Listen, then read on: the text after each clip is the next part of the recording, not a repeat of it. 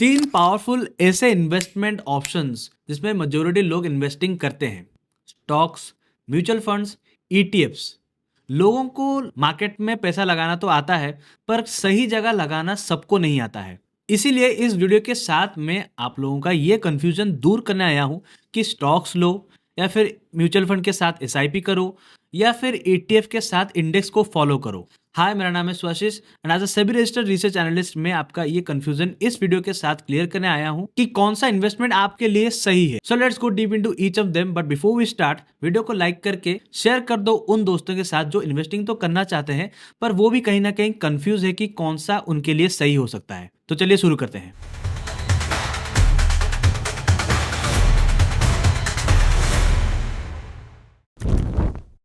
तो चलिए शुरू करते हैं स्टॉक्स के साथ। मान लो आप एक एबीसी कंपनी का स्टॉक खरीदते हो तो आपको क्या मिलता है?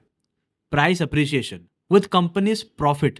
कंपनी अगर पैसा कमाएगा तो आपको वहीं स्टॉक्स का प्राइस बढ़ते हुए दिखेगा और आपको भी बेनिफिट होगा। उसके साथ साथ आपको डिविडेंड भी मिलता है जो कि आपका एक पैसिव इनकम की तरह बन जाता है। तो अभी बात करते हैं स्टॉक्स में इन्वेस्टिंग करने का बेनिफिट क्या आपको मिलता है। मेन बेनिफिट होता है high return compare to other assets. अगर आप सही टाइम पे सही स्टॉक्स बाय करते हो तो कुछ ही टाइम पे वो डबल या फिर उससे भी ज्यादा हो सकता है। नेक्स्ट बेनिफिट है फ्लेक्सिबिलिटी। आप कोई भी स्टॉक्स कभी भी बाय कर सकते हो, सेल कर सकते हो और जितना मर्जी होल्ड कर सकते हो, कोई भी रेस्ट्रिक्शन नहीं है। और एक बेनिफिट होता है टैक्स एफिशिएंसी। अगर आप लॉन्ग टर्म के लिए किसी स्टॉक पर इन्वेस्ट करते हो, आपको प्रॉफिट 1.25 लाख से ज्यादा होता है, तभी आपको टैक्स लगेगा, वो भी 12.5% का। तो ये था स्टॉक्स का बेनिफिट।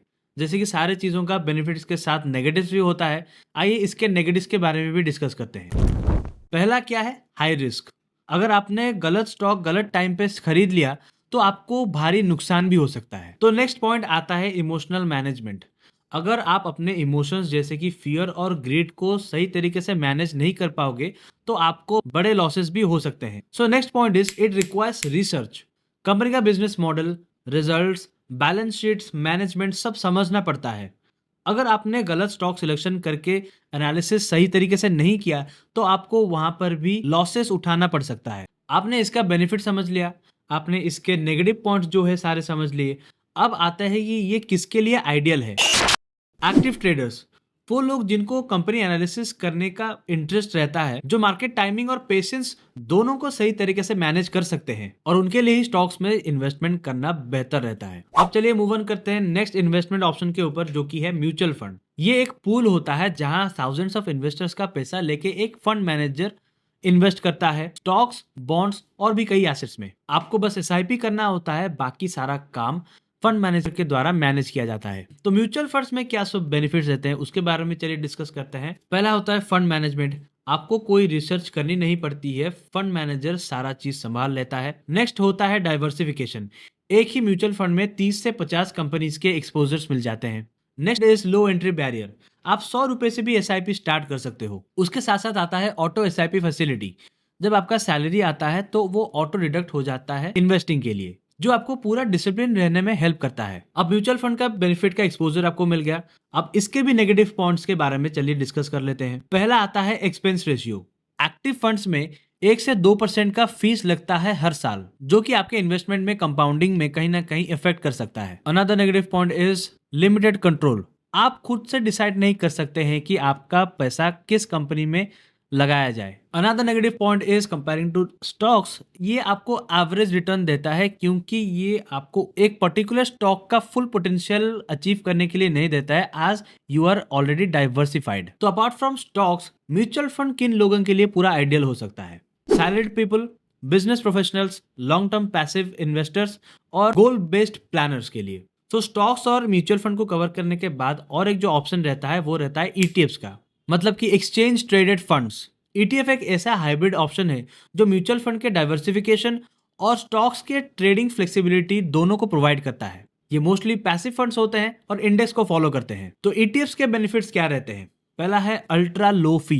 टीईआर एज लो एज 0.04%, मतलब आपका पैसा यहाँ पर बच रहा है। दूसरा बेनिफिट है लाइव ट्रेडिंग लाइक स्टॉक्स। आप ईटीएफ को मार्केट आवर में खरीद और बेच सकते हो। Next benefit is diversification.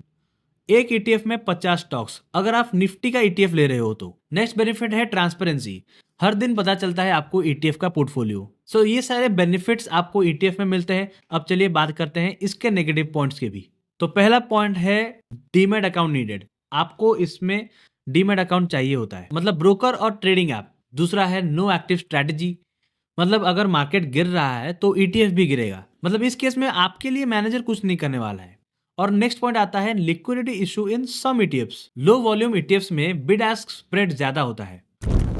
तो इन सारे बेनिफिट्स और नेगेटिव्स को सामने रखते हुए किनके लिए ज्यादा आइडियल है, चलिए उसके बारे में बात कर लेते हैं। तो DIY मतलब डाई इन्वेस्टर्स, ट्रेडर्स जो लो कॉस्ट डाइवर्सिफिकेशन चाहते हैं, long term investors who want to beat mutual fund costs.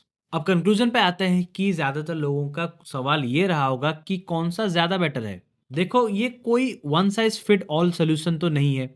Stocks उनके लिए अच्छा आता है जो एक्सपीरियंस्ड होते हैं, हाई रिस्क हाई रिवॉर्ड को सीख करते हैं। और जैसे मैंने बताया, म्यूचुअल फंड्स बिगिनर्स के लिए, पैसिव इन्वेस्टर्स के लिए और गोल बेस्ड प्लानर्स के लिए ज्यादा अच्छा रहता है। और ETF smart low cost investors with basic trading knowledge, उनके लिए ज्यादा अच्छा रहता है। इन्वेस्टिंग एक जर्नी है, कोई भी प्रोडक्ट खराब नहीं होता है। गलती तब होती है जब ये प्रोडक्ट आपके गोल्स, रिस्क और बिहेवियर से मैच नहीं करता है। स्टॉक्स, म्यूचुअल फंड्स, ETFs तीनों का अपना अपना ही रोल प्ले होता है। होप करता हूं कि इस वीडियो के साथ आपको क्लैरिटी मिला होगा। तो वीडियो को लाइक करके शेयर कर दो उन दोस्तों के साथ जो इन्वेस्टिंग तो करना चाहते हैं और कंफ्यूज भी है और पता नहीं कि कौन सा ऑप्शन उनके लिए बेस्ट है। और हमारे YouTube channel the capital Louis को सब्सक्राइब करके बेल आइकन पे भी क्लिक कर देना। हमारे कम्युनिटी के साथ भी जुड़िए ऐसे और भी इंसाइटफुल वीडियोस के लिए। तो मिलते हैं अगले वीडियो पे, तब तक के लिए बाय बाय एंड जय हिंद।